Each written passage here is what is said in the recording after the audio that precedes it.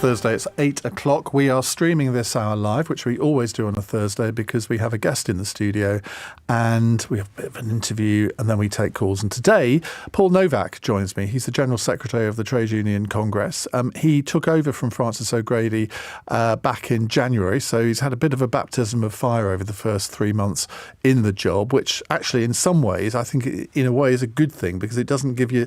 I mean, sometimes people want time to ease into a job, Paul.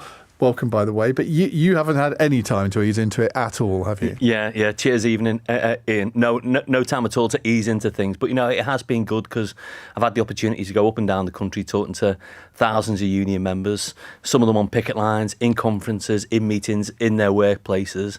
And good to see some life in the trade union movement and people standing up for decent pay rises, standing up to protect jobs and standing up to get the government to listen to them. And what is the role of the TUC? Because obviously all of these individual disputes, you don't have a role in sort of solving them. But what is the role of the TUC at the moment in these individual disputes? So if you like, the TUC is the union's union. We represent 48 unions, 5.5 million members. And I think I see my job very much about supporting our unions and their members through this cost of living crisis, which in large part is a wages crisis. It's why so many people are taking industrial action. That means making the public case for those workers who've taken the difficult decision to take strike action. It means lobbying government to get round the table with unions and negotiate a settlement to the disputes and take the demands of their workforce seriously. And I think it just means standing up for working people. And, as I say, those 5.5 million members, their families, their communities need a strong voice at work and beyond, and hopefully that's what the TUC provides. And do you play a role in sort of maybe bringing the different unions together? Because let's take the nurses dispute or health service disputes. I mean, there are many unions involved here. You've got the RCN, you've got Unite, you've got the GMB, you've got Unison. And their strike ballots are going sort of slightly different ways, aren't they? How does that affect things? Well, the RCN is a different case because they're not affiliated to the TUC. They're one of the few unions that aren't affiliated to the TUC. But all of our other health unions are talking all the time. And remember, they represent different groups of members who've got different priorities, different cultures within their unions. But I think they've held together, I think, remarkably well, worked together, tried to take their case jointly to the government, tried to take the case jointly to the public as well. But the same would apply for our teaching unions, our civil service unions. In fact, we bring our unions together right across the piece, public and private sector unions, talking to each other all the time, because at the end of the day, we all want the same thing. We want decent pay for the people we represent. We want good quality jobs. We want good public services, and we want successful businesses. My point was, though, that Unison voted to accept the government's offer and the RCN didn't by 56 to 44. Not a huge margin. Now, the RCN immediately said, well, we're going to call some more strikes. So I think there's going to be legal action to try and prevent that. But the government can legitimately say, well, hang on a minute, you've got one of the biggest unions accepting the pay offer. The RCN haven't, not by a very small margin, they haven't really got enough justification to now call more strikes. I mean, they will portray that as a split. Well, we've got to wait and see, because a number of our other unions in the health service, I mean, Unite, the GMB, the physiotherapists, others, are actively consulting their members now. And I don't want to cut across that, Ian, because ultimately the decision about whether the deal that's on the table is good enough, and clearly Unison members thought it was good enough, lies with union members, and it's their decision. It's not my decision. It's not union leadership's decision. It's their decision. I mean, what will happen at the beginning of May is all of those unions, including the RCN, will come together and they'll weigh up, the weighted vote. Is this an offer that we can accept collectively as a group of unions? And so I think the key thing is let that process play out. But you've got to appreciate... Could that in effect negate the Unison vote? Well, Unison and all of those unions have agreed that it will be on a weighted vote and it will depend on the outcomes of the ballots across the piece. And so, at the end of the day, I mean, and Unison will tell you this very clearly, they thought that this was the best deal that they could get their members through negotiation. They weren't popping champagne corks because of that deal, but it meant real hard cash for their members who've been through really difficult times over the last few months. Members fought hard to get the offer from the government. They voted for action. They took action. As I say, it's now down to other unions to cast their vote. And, I think... I don't want to cut across that process. I mean, this is the key thing about unions. We're democratic organisations. At the end of the day, decisions aren't taken by me, they're taken by members. Are you surprised that the public, and I'm going to grossly generalise here, but it seems to me, and I take anecdotal evidence from the phone-ins that we do here, but also what you hear on the rest of the media, that the general public seem to be quite supportive of a lot of these strikes in a way that I think 10, 20, 30 years ago they wouldn't have been. Why do you think that is? Well, if you agree with me. Yeah, no, I do agree with you, and I've seen it firsthand on picket lines, whether it's physios or paramedics or it's civil servants. I mean, huge public support. I think, actually, the person who's miscalculated this is being the Prime Minister, because I think he tried to dust off the old sort of 1980s anti-union playbook, unions on one hand, the public on the other. I mean, the key thing is, Ian, our members are the public as well. I mean, our nurses use trains, our railway workers rely on our schools and our hospitals. And I think everybody listening to your show tonight will know a nurse, will know a paramedic, a teacher, a civil servant. These aren't some militant ogres over in the corner. They're our friends, our families, our neighbours. So I think the government has miscalculated, and I think they really did miscalculate in not coming to the table and negotiating on these deals earlier. We could have resolved a lot of these disputes a long time ago. And the fact we haven't, I think the responsibility lies with government. Do you not also think that there has been a degree? Well, you're not going to say yes to this, I know. Go on. Let's see what the question is. Sorry, I should have worded it a bit Don't trail it for me beforehand. The 35% pay rise. I mean, if you were an employer, you would laugh that out of court. Do you not think that the junior doctors have actually made could be catastrophic strategic error by demanding that? I mean, they say, well, it's because of the losses that we've incurred since 2010, which to a degree I can see, although I think they're using a slightly different calculation of inflation than most people do. But even leaving that aside, they were never going to get anywhere near 35%. So why not ask for something that would have been realistic and say, well, look, but on top of that, we want you to commit over the next few years to restoring our pay. We know you can't do it in one go. We're not naive, but it just shows a degree of naivety, I think. Well, again, the British Medical Association isn't affiliated to the TUC. Why not? We do represent some junior doctors through the HCSA, which is the Hospital Consultants Union. I think if you don't represent them, you can give a really honest answer. I am never going to undermine any other union's negotiating position. I think what the junior doctors were rightly trying to do was to expose the real terms pay cut that their members have suffered over a number of years. And it's not just junior doctors, Ian. I mean, the average public sector worker is £200 a month worse off now than they were 2 years ago. In real terms, that's unprecedented. It's never happened before in our recent economic history, but certainly in the last 200 years, depending on your definition of recent. So this is long-term pay pressures that aren't a year or two in the making. They've been a decade or more in the making. And the crucial thing is this. We've got a big staffing crisis in our NHS, 133,000 vacancies, 170,000 vacancies in social care, which makes a difference because we can't discharge people from hospitals into care homes because we've not got the people to care for people in those settings. Another real terms pay cut isn't going to solve that staffing crisis, and the government has to recognise that and has got to have a plan for fixing that staffing crisis in the NHS and social care. I mean, that is a big subject, of course, because as you and I both know, it's not just about pay. It is about more general working conditions. Yep. And that's something that cannot be solved just over one pay deal, can it? I mean, I've talked to so many people on the programme, junior doctors, consultants, surgeons, many of whom are considering leaving the NHS, some of whom already have. But that's not something you can solve overnight. There's no way the government could turn around tomorrow and say, OK, well, we're going to restore you 35%. We're going to make your working conditions better by doing X, Y and Z.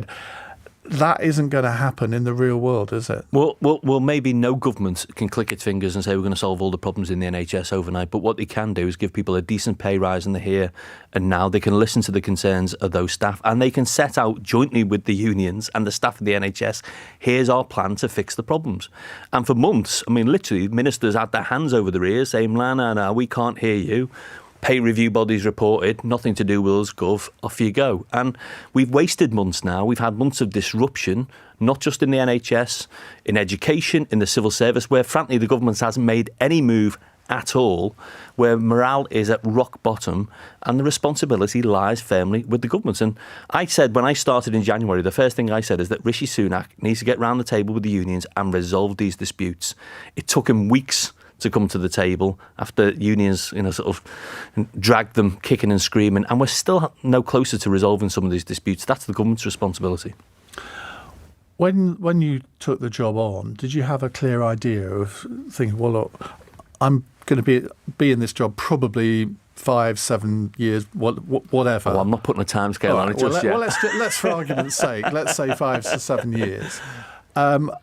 What was your main ambition? Is it to grow union membership over that? Well, obviously you want to grow union membership, but is that going to be one of your priorities, or have you got something else in mind? Well, absolutely. Well, listen, I'm not going to give you the TUC PowerPoint presentation about my strategic priorities. I'll save that for another show. But, number one, supporting members. You do it with James O'Brien one day. Yeah, maybe. Now, I'm not going to say anything against James O'Brien. My mum loves James O'Brien. Shout out to Anne in Birkenhead if she's listening. Everybody's mum does. So, number one, we're supporting members through the cost of living crisis. Number two, we're supporting the right to strike and pushing back on the attacks on our employment rights. 3, we're securing political change, and we can talk about that maybe a little bit later on. Yep. But underpinning all of that, we need a stronger, growing, more diverse, more representative trade union movement, because that's what makes the difference in workplaces day in, day out. And we've won lots of really good deals in the private sector over the last few months because we've had well-organised unions in part of the private sector. What I want to do is grow trade unionism, get more people in the trade union family, and make a difference in workplaces. Apart from the fact that you're a man and she is a woman, how are you different from Frances O'Grady? How different will your approach be? Bearing in mind you were her deputy as well. Yeah, and we worked together for over 20 years, and Frances is a good friend as well as a colleague. I think what's different is the circumstances that we're in. Now, Frances had a difficult shift as TUC General Secretary.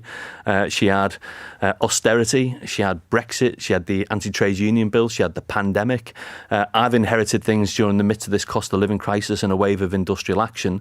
Maybe one difference is that I might be dealing with a more supportive government sometime over the course of the next 18 months, 2 years. Frances had 10 years of Conservative-led government. So, I mean, we all bring different things to the job. There's things that she was great at that I'm not so good at, things I think that I'm strong on. But I think ultimately it's about adapting to the changing environment rather than saying we're going to rip things up and start all over again.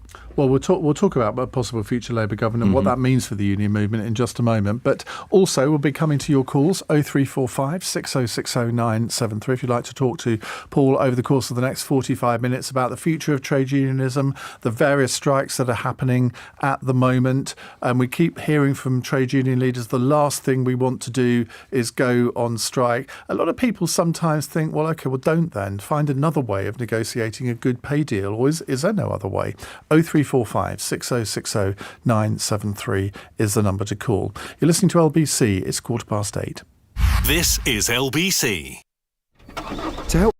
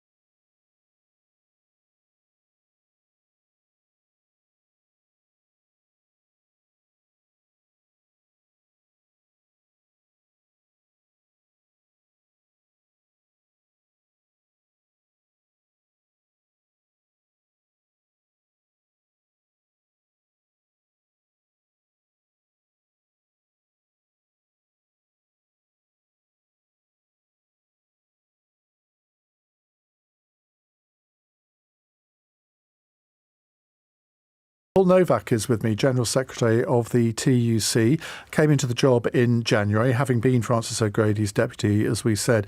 Tell us a bit about you, about your background. Oh, where'd you start? I mean, I suppose the first thing to say is that nobody leaves school saying, you know what, I want to be General Secretary of the TUC. This wasn't what I expected I was going to do for my working life. And I'm incredibly proud and privileged to do this job, but it wasn't what I set out to do. So what did you set out to do? I didn't really have much of an idea, to be honest with you. When I was in school, and I started working in Asda at the age of 17. That's where I first joined the union. But I had illusions of being a glaciologist, somebody who measured. It's not too late. Yeah, maybe. Well, the fact I got an E grade in geology at A level, yeah, that's probably not good. It's why I'm not an economist. I did the same in economics. And so I, as I say, started working Asda, and I found out whatever job I went to, I became a union member and a union activist. Sort of last job I did, troublemaker. But sort of a troublemaker with the heart in the right place. And last job I did, I worked in Cheshire County Council on the bus information line. And then Francis O'Grady, who we just talked about, advertised this thing called the TUC Organising Academy. It was an attempt to really bring in some new blood into the trade union movement. I joined the TUC through the Organising Academy. Sharon Graham at Unite joined through the Organising Academy. Ros Foyer, who's my counterpart up in Scotland, joined. A whole raft of other people. And I've been working for unions in the TUC ever since. And as I say, it's one of those things where genuinely, I know it sounds corny, but I do pinch myself every day that I get up to and do what I do, And you come from Merseyside? Yeah, and I still live there, yeah, so I still live in How does that work, though? Because obviously a lot of your work must be London-based for obvious reasons. It just means I've spent the last 20 years leaving home on a Sunday night or a Monday morning, going back on a Thursday, a Friday, a Saturday, or not going back. And that's, I've been married to Vicky, my partner, now for 25 years. We've managed to make that work. We've got 3 kids. I like getting on that train on a Thursday night or a Friday going back north. Well, this is breaking news. You like getting on an Avanti West Coast train. Yeah, it's been trying at times. It's been trying at times. And I've become a bit of a nerd about which services are more reliable than others. But, that's I say, I couldn't wish for a better job. If it was 250 miles further, to the north, it would be even better. But most of the work is down here. We're going to come to calls in a minute, I promise, 0345 6060 973. But I do want to talk about how things might be different under a Labour government, because it is not beyond the realms of possibility that in the next 18 months, I'm assuming the next election is most likely to be October, November next year. Yeah, maybe. At the moment, OK, the polls are narrowing a little bit, but I would still say that it's a probability rather than a possibility that Labour will be elected. First of all, what do you want to see from a Labour government? What do you want to see a Labour government do for unions? Well, I want a Labour government to address some of those issues that we talked about before. We've got to address this cost of living crisis. We need to get wages rising again. And to do that, I think we have to reset the balance of power in Britain's workplaces. And Labour, Keir came to our Congress last year, Angela came to our Congress, set out very clearly a new deal for work. And it would be, basic things like a ban on 0 hours contracts, a ban on fire and rehire, day one employment rights, union rights to access the workplace, new fair pay agreements so that we're negotiating terms and conditions across whole sectors. I think it's a pretty exciting package and one that Labour have committed to deliver in that first 100 days. Well, they've committed to delivering everything that you've just said. Yeah. Well, as they've part of the hidden new that deal. very well. Well, I don't think it's being hidden away at all, but I do want them to talk about it, and I want our unions to talk about it loud and proud as well, because I think a Labour government that did deliver that sort of agenda in the first 100 days would send a very clear message right across Britain's workplaces to employers and employees alike that things are going to be different, and they should be different, because our members have had this sort of unprecedented, as I say, in squeeze on wages at a time when, it's not been a cost of living crisis for everybody. FTSE 100 chief executives saw their pay go up 23% last year alone, 39% the year before. Dividends have grown 3 times faster than wages. The people who are being asked to pick up the bill are our members, and we want to put that right. Let's just go through those things that you just mentioned there. Let's start with the first one. A ban on fire and rehire. And I'd say I totally agree with that. Yeah, and we're just over a year now, aren't we, from 786 seafarers being sacked by P&O without notice, without consultation. The government promised absolute blue murder. What happened? No fines, no prosecutions. The directors at P&O shared £15 million bonus pot between them last year, and the government's just awarded DP World the co-contract to run the Thames Freeport. I mean, they've got away with it scot-free. Okay, so that's one which I think would generally be popular. Next. Ban on 0 hours contracts. See, I have a problem with that, in that there are quite a lot of people, whenever we talk about 0 hours contracts on the programme, I get people phoning in saying, well, I can see why some people would want them banned, but actually for me, it's quite good because I'm a single mum, or I'm a mother with kids at school and I want to be able to choose how many hours I work, or I'm a student, etc., etc. So there are lots of people who quite like the flexibility that they give. And no one wants to take away the flexibility from those who are genuinely working freelance, who are genuinely opting to work in that way. But we've got so many people who have got no choice but to go to work, not knowing from one week to another how many hours they're going to get and what that means in their pay packet at the end of the day. And so, I think that those 0 hours contracts have driven huge insecurity in Britain's workplaces. I think sending the message that the default should be that people get guaranteed hours. But a blanket ban, you're saying to my single mum and you're saying to my student that, well, sorry, you won't be able to have those contracts anymore. No, and I think there will always be the flexibility, but what we're going to do is ban the abuse of 0 hours contracts and ban their being the default. I mean, and we're seeing the chickens come home to roost. I have to say, in some sectors like bars and hotels where staff have been on 0 hours contracts, and then all of a sudden now we've got a squeeze on the labour market. Employers can't find staff. Well, funnily enough, if you would have put them on proper hours and proper contracts, those staff would probably still be here. So I think it's good for the people we represent, but it's good for businesses as well.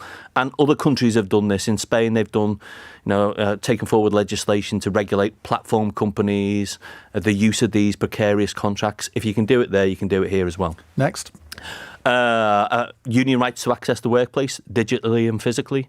I mean, it's bizarre that in this country you can have union members in the workplace, but unions have got no right to access that workplace, no right to access members through things like company intranet systems, and it's part of the reasons why we struggle to organise. I've been there, Ian, when you stood on a roundabout outside a distribution centre trying to get people to take leaflets, and so a basic thing. Difficult on a roundabout.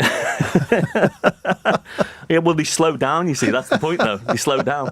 But, I don't mean unions just turning up, knocking on the door and saying, I'd like to come in, but with proper notice and proper arrangements, unions having the right to go into workplaces, to talk to workers about unions and to give people the option to join. Every workplace, no matter how small? I think it should be every workplace, but we'd have to think about how it works in practice. But, yeah, every workplace. You see, that's the one, of all the ones that you've said so far, that's the one that the Conservatives would bounce on and say, back to the 70s. I don't think that is the one. I mean, I think the one that will get pushback on from the Tory backbenchers and certainly from some employers' organisations is employment rights from day one. But I think it's absolutely essential that people have the same rights when they start work as they would get. I mean, now you have to work 2 years before you get protection against unfair dismissal. Not protection against dismissal on the grounds of performance or anything else. Unfair dismissal, 2 years. I think if you're an employer and you haven't made your mind up in 2 years if someone's no good, then you're not doing your job. Because the Blair government reduced it to 1 and then Cameron put it back up to 2. He did, yeah. And we think it needs to be a day one right, and that would give people certainty when they go into workplaces and would give people basic respect when they go into work.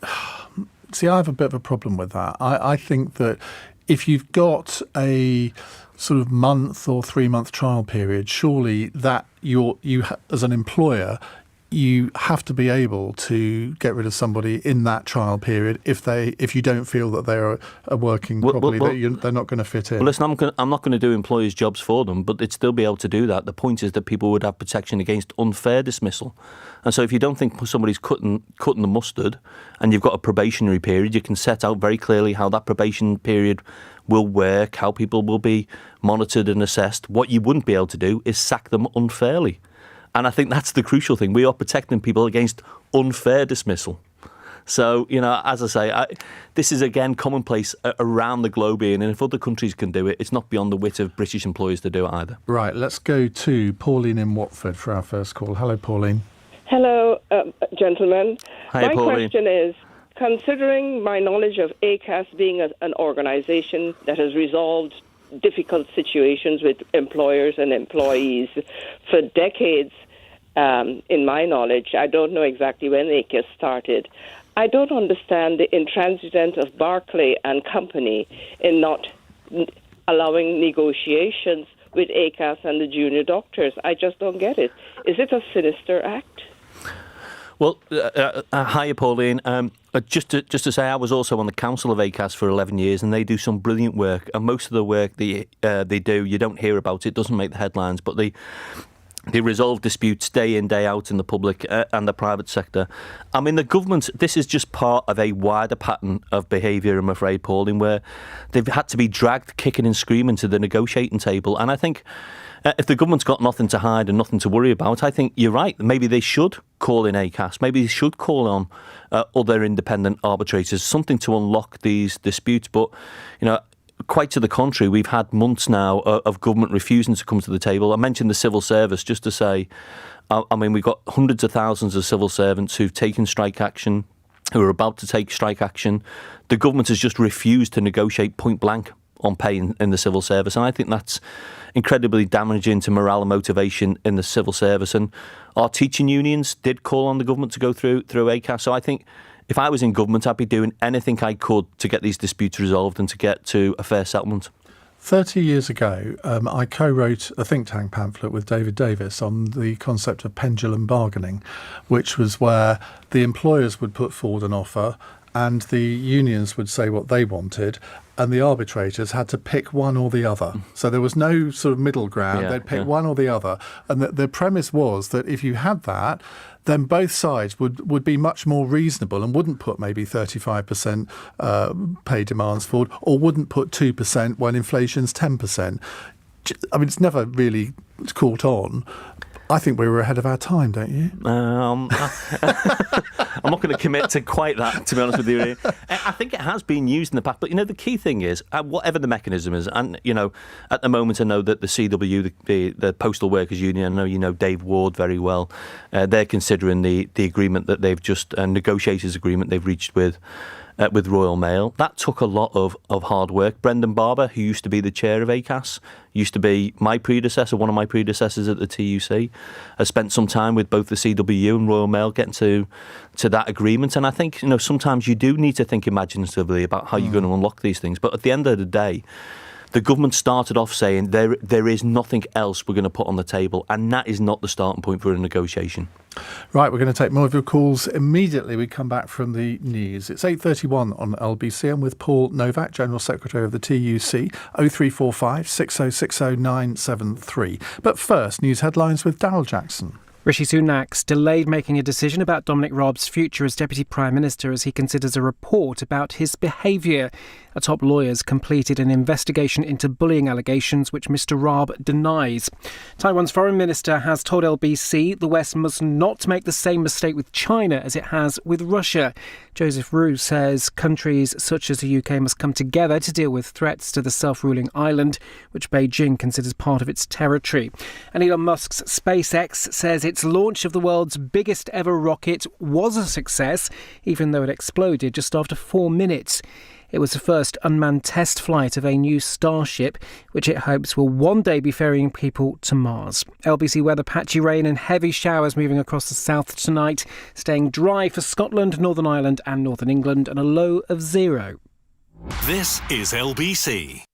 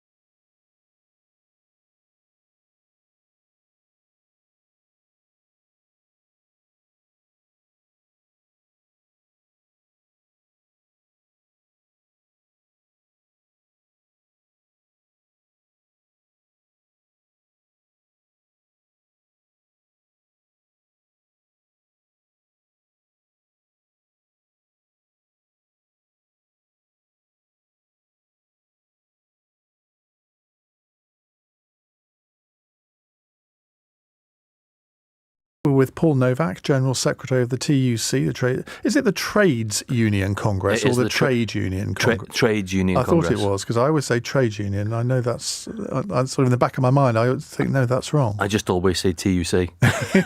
Probably easiest, isn't it? Now, as I said before, Paul's been in the job for 3 months. It's been a baptism of fire with all the different disputes that are happening among his member organisations and indeed some unions that aren't members. I mean, why aren't the RCN and BMA members of the TUC? Well, I think it's just for historical reasons. I mean, the RCN, for all of its history until very recently, had a policy of never taking industrial action. And I think that was one of the reasons that they stayed apart from the TUC. I think the BMA is slightly different case in point. I mean, many of their members will effectively be self-employed. We do represent self-employed people, whether they be actors or musicians or cab drivers. But I think both those organisations at different points in their history have talked about affiliation to the TUC, and everybody's welcome in the TUC family. I mean, the bigger, better the trade union movement, from my point of view, I'm well up for it. Right, let's go to Munesh, who's in Southall. Hello, Munesh. Hello, Ian. Good evening, and good evening to you, Paul. Evening. First of all, I want to congratulate you on your job, and I wish you all the best. I grew up in Southall, but I've always been a Liverpool supporter. So. Oh, right, man. We're not going to talk about football. Let's agree on that. I know. But look, I'm just wondering, do you have any kind of records or correlation where you can correlate the direct proportionality between inflation and wage inflation? And do you have any concerns of how this can be spiraling out of control? Is that something that you've considered? I know you represent the workers, but how about thinking in some instances you have to look on the other side of the employer of what they're doing and what's going to cost them and how it's going to affect the whole economy? Yeah, absolutely, Manesh. And I think one of the first things for any union negotiator is you have to put yourself in the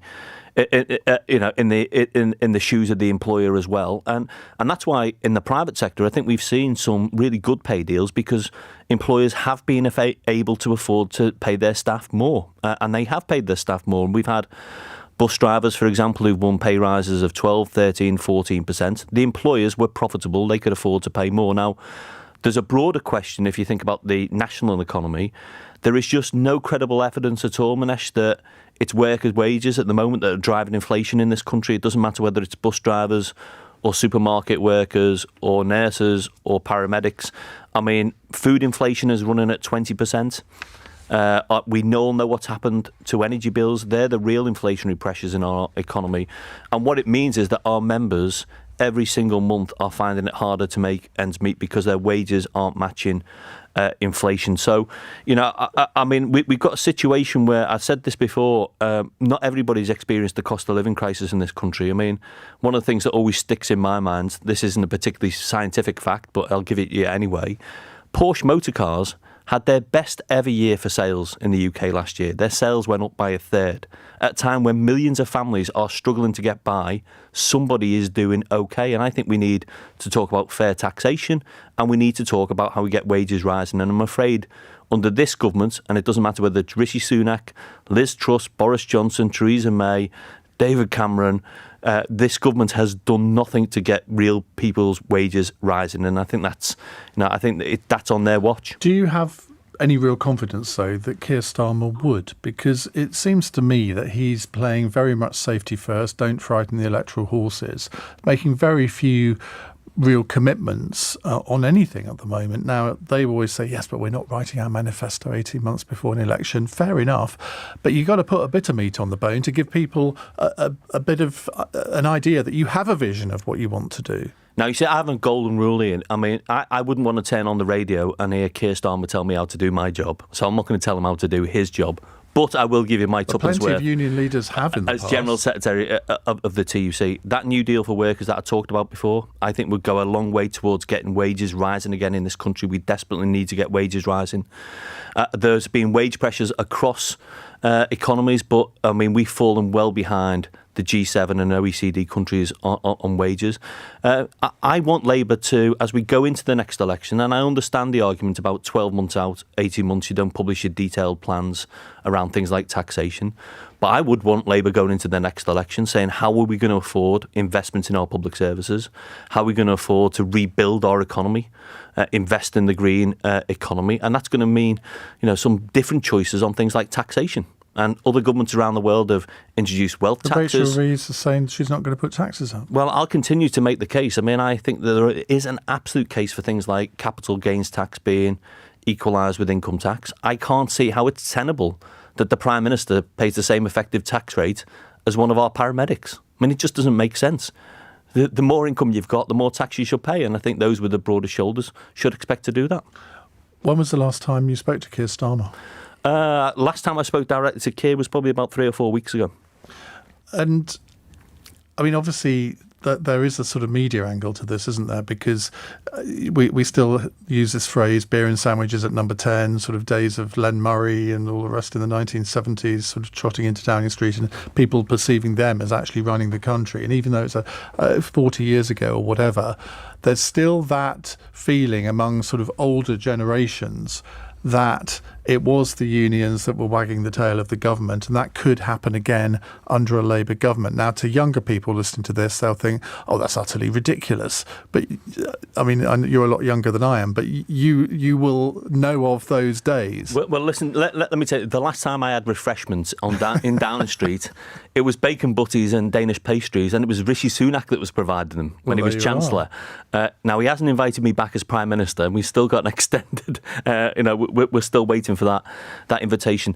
Listen, I think where is our legitimacy rooted in? It's the fact that we represent 5.5 million, 6 million people at work. And I think any government of any political persuasion should be listening to the voice of people at work. And I say this constantly, Ian, but I mean, I have to work as TUC General Secretary with whoever is the Prime Minister, whoever is the government of the day. And I've got one thing that drives me alone, which is making sure that our members' voices are listened to and that politicians deliver for people at work. Ritesh says, I'm sorry, but what is Paul on about when he talks of fair taxation? I'm in the 45% tax bracket. How much more does he want us to get taxed? Well, I talked not about income tax, Ritesh. I talked about equalising capital gains tax with income tax. I think most people would accept it's fair that those people who derive their income, for example, from shares or from property should pay the same rate of tax as those who go out to work every single day. I think that's fundamentally fair. I'd like to see the corporations pay more. We've talked about a proper windfall tax on the profits of the oil and gas and energy giants. I think that's absolutely something the government should do. And I think the corporate Britain needs to pay its fair share as well. So let's have the debate about fair taxation. What I can tell you now is that the people I represent have had a decade or more now of declining real incomes. Now, that's bad for them. It's bad for the UK economy overall because, funnily enough, it's our members who go out and spend the money in the local shops, the local bars, the local restaurants, who employ local builders and local plumbers. And if our members haven't got money in their pockets, then local economies suffer. And another text from Sandra who says, does your guest think that a new specific pay scale for nurses is a good idea? And where does this leave the rest of the workforce when it comes to negotiating pay deals? Well, there is a specific pay scale for nurses. Yeah, well, no, they're part of a comprehensive pay framework in the NHS called Agenda for Change. And I would be very wary about disrupting Agenda for Change because at the end of the day, the NHS works as a whole. And it's absolutely right that we think about the pay of not just nurses, but also radiographers and dietitians and physiotherapists and support staff, within that wider framework. And so, I'm not interested in driving wedges between different groups of workers. I don't think it's a case of a pay rise for nurses or a pay rise for paramedics. I want us to address that staffing crisis in the NHS. That requires the plan I talked about before, and it requires paying people more. But it also requires more than £3.1 billion, which Rachel Reeves says she'll get from taxing non-DOMs. I mean, you cannot reform the health service. You cannot pay people better just with £3.1 billion. And a lot of people doubt whether they should even get that from the non-DOM issue. Well, and I think it's also fair to say that it's not just about putting additional resources into the NHS. I mean, I talked before about social care. if you don't solve the crisis in social care, you can carry on putting more money into the NHS, but fundamentally we've got a broken social care system and a system that is being staffed by people who are quite often on very low wages, insecure contracts, care being placed on the back burner because we haven't got the staff to provide the care that people require. Likewise, Ian, with our local councils. I mean, sort of tens of billions of pounds are being sucked out of local councils. What happens when you can't provide drug and alcohol services in local communities? People turn up at A&E and hospitals. So you've got to think about public services in the round, including, I think, actually the role of our civil service, which is quite often the bit that people forget about. But it's the people working in Whitehall, in the Department for Education, in the Department of Health, who I think are part of the solution to these problems. We'll have much more from Paul Nowak, General Secretary of the TUC, in just a moment. Keep your calls coming, 0345 6060 973. It's 8:46. LBC, Nick Ferrari at breakfast. Saturday's Grand National at Aintree, and some of the protesters who sparked considerable outrage by trying to halt the race have now put out a video saying police and security staff were too rough with them. They claim that some of them were pepper sprayed, suffered broken bones, or even bitten by dogs. Everyone has a right to protest, and I would protect that to my dying breath. But when other people's rights to enjoy a piece of theatre, enjoy a piece of art, enjoy a sporting event, when they are impinged, surely they take action. If you hadn't tried to climb a fence, then you wouldn't be complaining about hurt collarbones. Nick Ferrari at breakfast. Back tomorrow morning from 7. Listen on your radio and on Global Player. LBC. Fancy a quick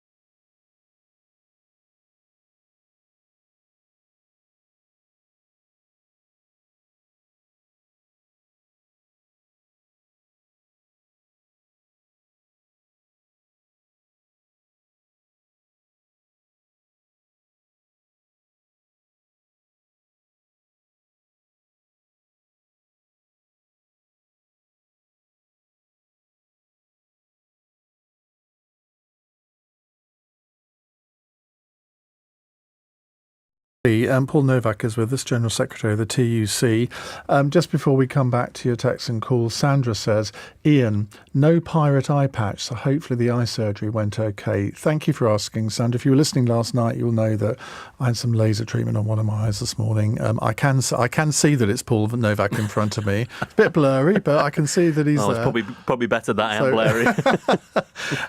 Now, I want to ask you about what's happening at the CBI, which is effectively your sort of counter-organisation in the business world, because I thought the SNP had a few problems, but the CBI, just seems to be imploding. More revelations day after day. Has it made you think that maybe, and I'm not making any allegations or suggestions here, but I think a lot of organisations are looking at themselves thinking, well, does this happen in our organisation? Do we need to look at the way we operate and our guidelines for what's acceptable in the workplace and isn't? I have to tell you, Ian, it's a wake-up call to lots of organisations. I started the job in January, and one of the first things I said is that the trade union movement had to be a zero-tolerance environment for sexual harassment. Now, we've had problems of our own. In February, there was a report into one of our unions around sexual harassment and bullying. I think that report was shaming for that union, but it's not restricted to one union or one individual. And so I've been very clear that we have to get our house in order as well. And we've been working hard with our unions on that. Back in February, before all this broke at the CBI, I got agreement from our executive, the body that leads the TUC, that we would put in place a process that people could use with confidence. If they had complaints about my conduct, it's up there on the website. People can put that complaint in directly. It will go to our executive. Nothing gets hidden away. And we've also been very clear that we would never use, for example, non-disclosure agreements if people exited the organisation because they made a complaint about us around sort of sexual harassment or racial discrimination. I think we all have to take responsibility for our organisations. Sexual harassment's out there in workplaces. I'm afraid women listening to this programme, overwhelmingly, the majority of them will have experience of that in the workplace, and the trade union movement isn't immune to that. The CBI clearly isn't immune to that, but all of us who lead organisations have got to do what we can to say it's not just we need to tackle it, we are going to tackle it, and we're going to stamp it out. And I think that's been the case in other areas too. When you look at what's happening in the Metropolitan Police about racism, homophobia, misogyny, the FBU, they've had their issues in some of those areas, and they are tackling it and are quite open about what's going on, which I think is a good thing, because if you try and hide it away, it just makes the problem worse, doesn't it? You absolutely can't hide it away, and you have to front it up. And I've used every union conference, every union executive I've spoken to over the last few weeks, and I've talked about the issues around sexual harassment, because genuinely I want the trade union movement to be somewhere where women feel safe, included, that this is a movement for them, and if it's not a movement that's fit for purpose in my opinion. So I want women to have confidence in the TUC and the trade union movement. What's the proportion of female to male union membership at the moment? We've got more women in membership than men. I think women are... That wouldn't have been the case 30 years ago. No, it wouldn't have been the case, and actually what we're also seeing is women coming through into our leadership positions. So people like Sharon at Unite and Christina at Unison and Jo at the UCU and other brilliant women coming through, and that's absolutely what we need. And not stopping there, I said before, I want more black workers sat around our leadership tables. I want more black activists, because I want the TUC to look like Britain at work, to sound like Britain at work, to be Britain at work, and that's a key part of renewing the trade union movement, really. Right, let's go to Lewis in Plymouth. Lewis, good evening. What would you like to ask Paul? Yes, good evening, gentlemen. It's relevant to these 0-hour contracts. I can speak on behalf of my daughter, who owns a care company. We would openly love 0-hour contracts to be banned. The problem is our staff wouldn't. And so it does give me a slight concern when we talk, and I understand about the principle of 0-hour contracts is not great, and I fully support that. But the situation we have is that when you have an industry in care where you are grossly short of staff, there are many, many hours available for staff to have whenever they want. The other issue is with 0-hour contracts, if a person's having full-time employment over the year, they end up with the same conditions. They end up with the same holiday conditions, the basic holiday entitlement that most of everybody has, which is 4 weeks plus bank holidays paid, just like everybody else. The advantage they have is if they need some childcare, they give a couple of weeks' notice. They don't work. If they have someone ill and they need to care for them, they can pick and choose if they wish. And so my daughter's been offering full-time contracts, part-time contracts to all her staff for the last 4 years. And the only people that are on that take full-time contracts are the managers. The staff do not want to do that. So the question I'd ask you, if you have make a blanket decision, the statutory prevent zero-hour contracts, within the care industry, there are going to be a lot of disgruntled people because it works to their benefit. Okay, Lewis. Well, listen, thanks for the point. I mean, what I would say to you is that it is possible, and in fact, we've got lots of people who have access to flexible work, and whether it's for childcare or for caring commitments, who aren't on 0 hours contracts. And I think there's a broader issue, and you talked about it in terms of understaffing across social care. I talked about those fair pay agreements before, and one of the sectors where I think we need a fair pay agreement is in social care. Because then we can address these issues around the types of contracts people have got and finding contracts that work for people, the pay that people have got, the margins of providers like yourself, because lots of care providers are trying to do the right thing, but they're not getting enough money off the local authority. Right. They can't employ the staff properly, they can't train them properly because the local authority payment it's just not viable. Yeah, so I would sort of on top of what I was talking about in terms of 0 hours contracts, I think actually having a clear framework. I talked about agenda for change in the health service. I think we need something equivalent in social care where we've got a clear idea about career progression. I want social care to be a job that people really want to do, that they're valued, that they feel it's a profession that people value as well. I hate it when people describe it as low skilled work, because it's not low skilled. It's incredibly skilled at work. You need to be dedicated to that work. So I think we'd probably be in agreement on lots of issues about, we need to raise standards overall. I think that you can do that with a ban on 0 hours contracts across the economy, but I get the point that at the moment for lots of people they see that flexibility as being important, and I think there's ways that you need to build that in. It seems to me that this idea of a ban is not viable, that there will have to be a lot of exemptions from the ban.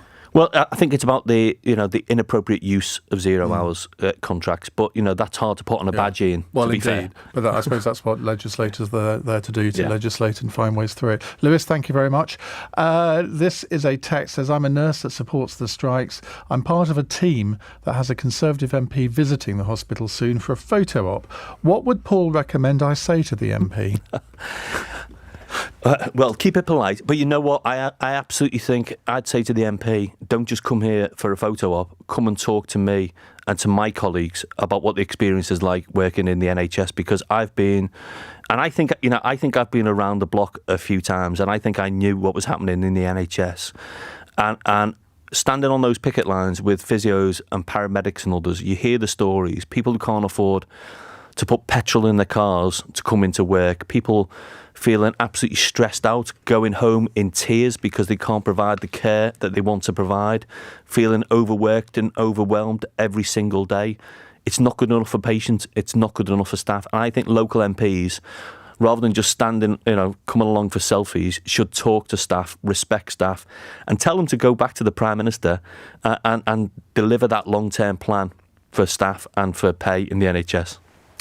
Now, final text from Steve, who says, a great 2 hours tonight. I didn't expect to get the China-Taiwan discussion, yet found it fascinating.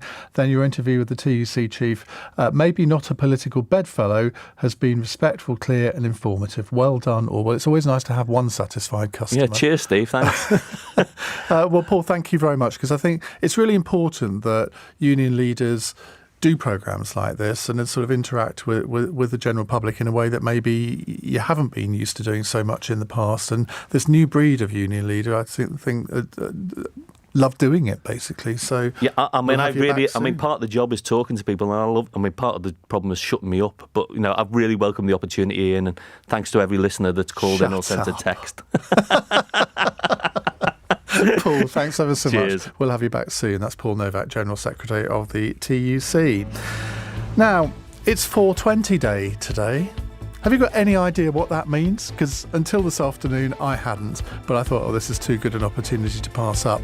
Apparently, 420 means that you like having a puff of cannabis, and 420 Day is where cannabis smokers congregate in Hyde Park for an annual gathering that calls for drugs to be decriminalised. Well, I want to ask you the question in the next hour. Should cannabis not